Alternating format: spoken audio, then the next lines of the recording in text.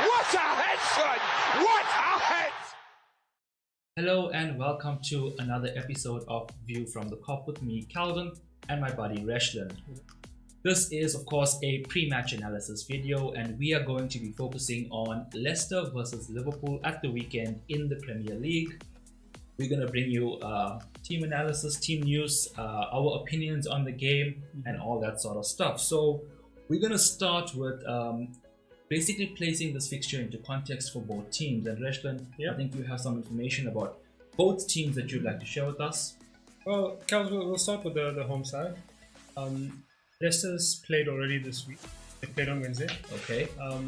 That was a game in the Carabao Cup against Town, which they did. I think one of the critical things for us there is that they've rested some players, but they've also played some first team players.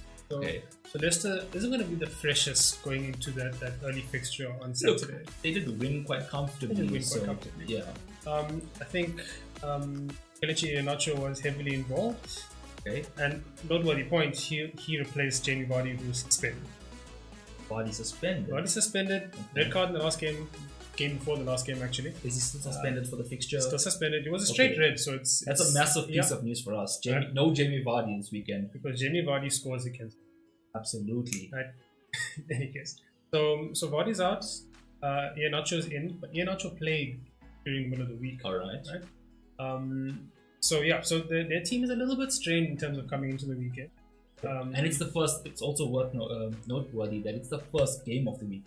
It's the first game of the weekend. It kicks off 1:30 our time, so that's really early on the weekend. Yeah.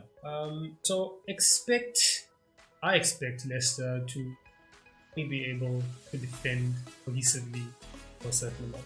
Okay, right, that makes sense. And in terms of Liverpool and their recent games and what's around them at this point in time? In terms of Liverpool, you guys would have seen the Champions League draw. And if you haven't, we've done a video on it just by the way. Go check that out where we cover the draw and the possibilities for Liverpool in the Champions League.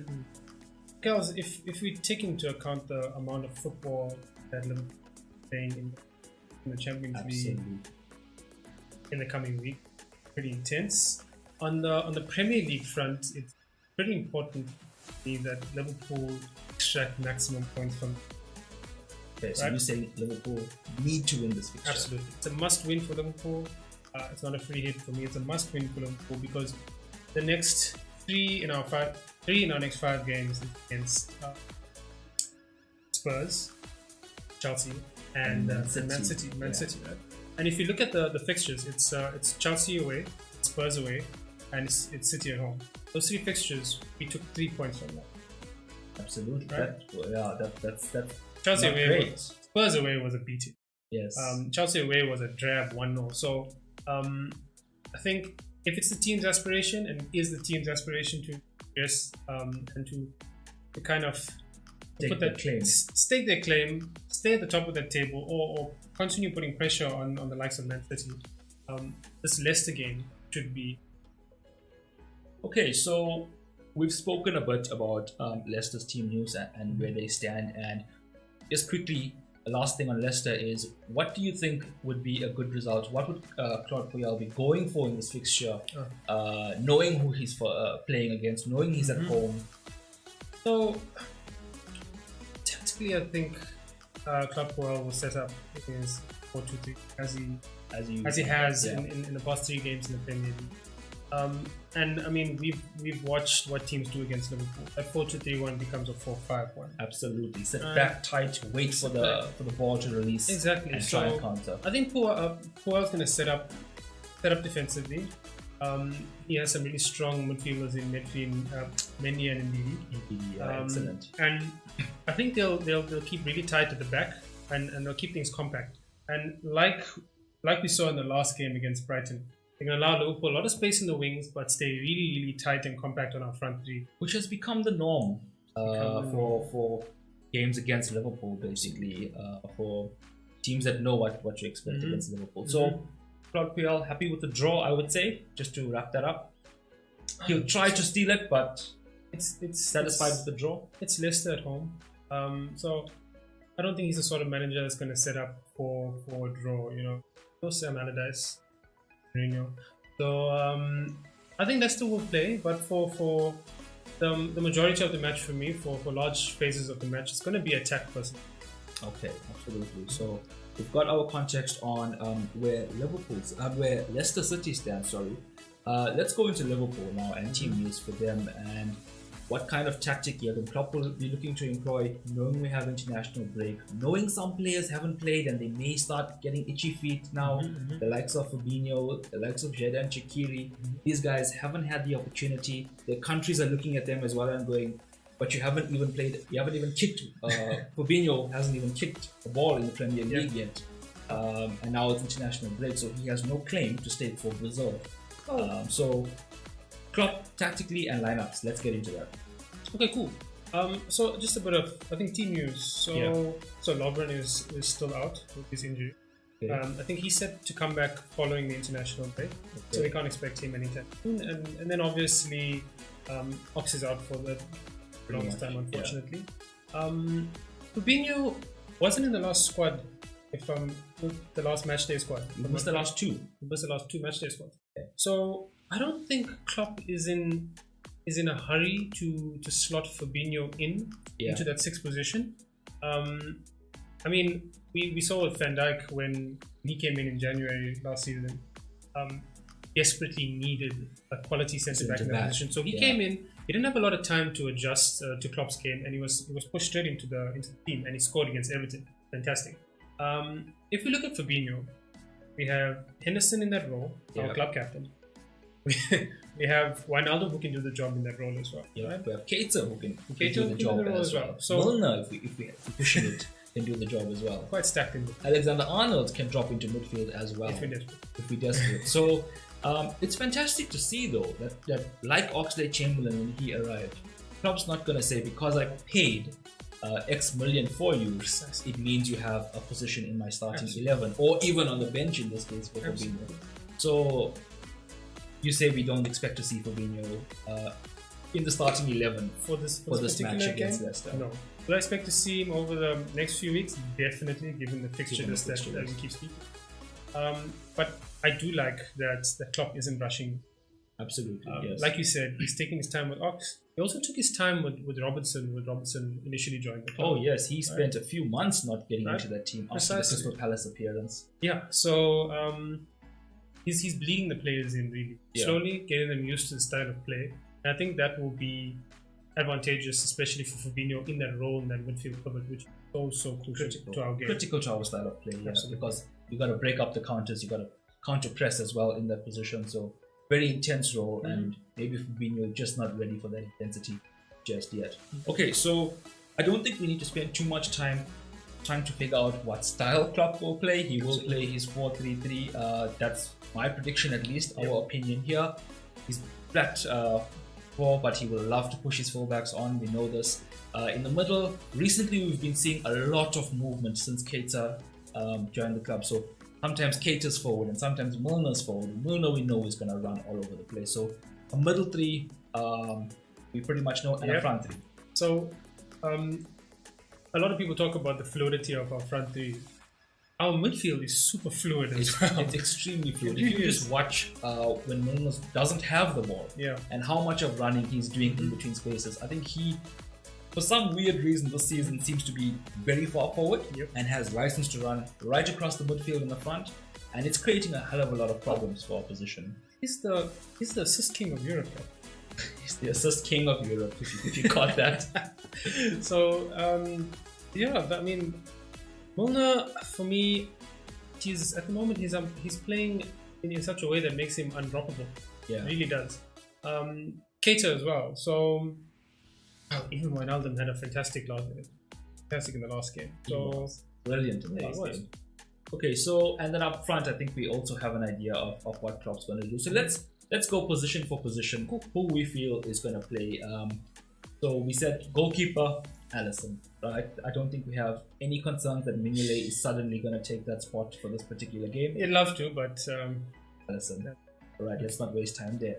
At left back, I know Moreno has been on the bench every game, but I still think Robertson would be the favourite choice here. The pride of Scotland. The pride of Scotland. He's pinned down at the left back. I think the back four, Van Dijk, Joe Gomez Yeah. and Alexander-Arnold. Yeah. Barring any late fitness issues, that would be our back four. In the event that there is an issue, Moreno can slot in and Matip can slot in at centre back, pushing Gomez out to the right. Absolutely. That kind of thing. So back four, happy. And I do think Klopp will persist with Gomez at centre back.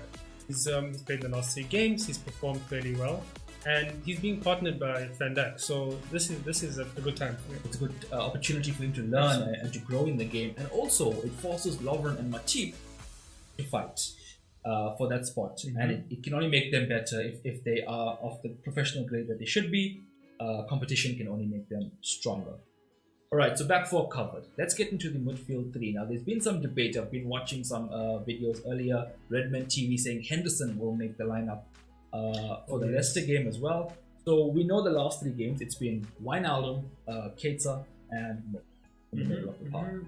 So how do we feel it's going to change, or if it is going to change? I don't particularly disagree with that, the Henderson comment. So in the last game, Henderson did come on towards the later stages of the game, and he did settle the game, didn't he? He did settle the game.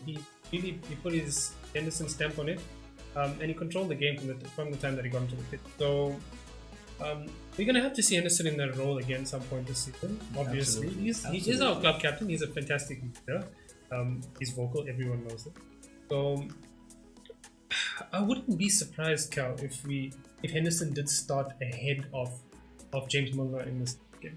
I am also have a sneaky suspicion that Milner is going to be the one sacrificed for the next fixture. What do you guys think about the midfield and all the options we have? Because Henderson, like Rashlan is saying here, is the club captain, right? And your club captain generally should be playing as many games as possible because he's the leader on the field. And he's come on in the last game against Palace, settled the team down, and saw us over the line. Yes, we needed a fantastic save from Alisson, but that's what you expect from a world-class goalkeeper. Henderson did his job as a captain when he came on in the last game.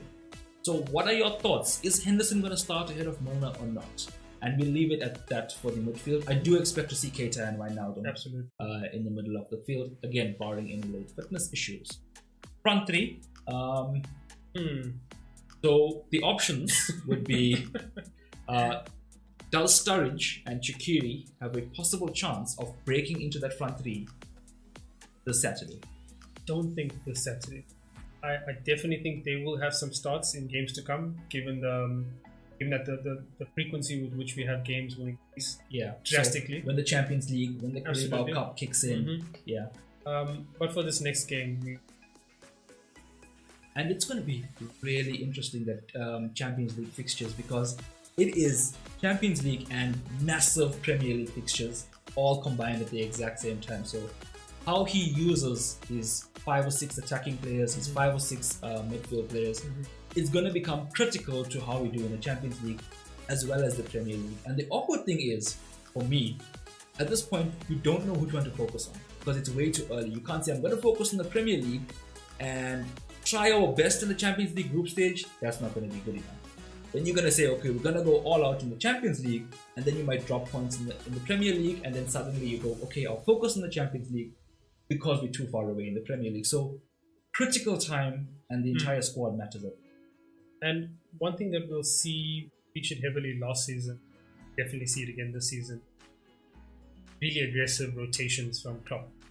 We saw that a lot last season. Which worked. Which did work. It was, you talk about squad stability, about having the same 11 every week. But Klopp, I think, I can't remember the stat exactly, but Klopp was the manager that put into effect the most rotations. Yeah, week to week. Yeah. Week to week, I think in Europe's top 5 leagues. Number of changes from game to game. Yeah. To count every time he made changes, he had the most across Europe. Which makes sense given the style of football that he wants. And the distance we went in the Champions League as well, 13 fixtures. Okay, so to finalize the lineup, Sadio Mane on the left, Roberto Firmino playing centrally, and Mo Salah playing on the right-hand side. Generally quite narrow recently is more what I'm seeing. Yeah. One drifts wide and the other two are narrow, and vice versa. Well, it's our front three in its narrow is becoming a 3 forwards really, where Firmino, if you want to call him a false 9, is playing that false 9 role. and Mane and Salah running beyond. Two strikers because of the width provided by Exactly. Alexander-Arnold and Robertson. So if you have a look at, there's been a lot of posts that's been coming up recently around average width. We have our fullbacks alongside our front three. Yeah. With the only men being either on the line or in our own half, our two centre backs. Yeah, absolutely. Yes. So I've seen that average. Yeah. So if what he's talking about is an average match position over the course of an entire game, and we literally have two players around the halfway line and everyone else in the opposition half for most of the game. It's very offensive, makes for very entertaining football. Absolutely. Okay, so we've wrapped up the lineup. Let's get into our predictions for the fixture. For me, I don't know if we're gonna lose our clean sheet record yet. I still feel like, knowing that Vardy is not playing, knowing that Iheanacho played in midweek, I think if Leicester get a goal, it's going to be a scrappy one. It's not going to be a well-worked, beautiful move, excellent football goal. It's going to be a corner kick, maybe a free kick and a header, Harry Maguire there on a set piece. Yeah. So, barring any weird type of goal, I think Liverpool may be able to maintain the clean sheet record. And they should be able to score. Last year when Harry met Salah, it was crazy. Salah destroyed Harry last year, we know this. So, my prediction for the game, I'm going to go Liverpool 2-0. So I definitely think Liverpool are going to attack a lot and Leicester are going to sit back. And if they were to pinch a goal somewhere, it's either going to be, like you say, from a corner or from a free kick somewhere up the field. And Harry Maguire is going to get his big head onto it. And I don't really want to see that. We can hope that the defense will be well marshaled once again, like they have been in the past few weeks. I do think that clean sheet record might just go this week. So you're saying Leicester may score? Leicester just might score, and I think it's probably going to be a 3-1 to Liverpool, of course. Okay, so you've heard our predictions. I say 2-0, keeping the clean sheet record. Reshlin here says 3-1. Leicester may scrap one into the back of the net at some point, destroying our lovely clean sheets. It's a win either way. It's a win either way. So that's our prediction. Let us know what your predictions are for the game as well. We hope you enjoyed this pre-match analysis. Give us your thoughts in the comment section, what we should improve, what kind of content you'd like us to speak about in these videos. Drop a like and be sure to subscribe as well. If you haven't already seen it, I've done a video on the Champions League draw and our expectations for Liverpool on that. So until after the weekend, where we'll have a post-match reaction video to Leicester versus Liverpool, that's been a view from the Cop.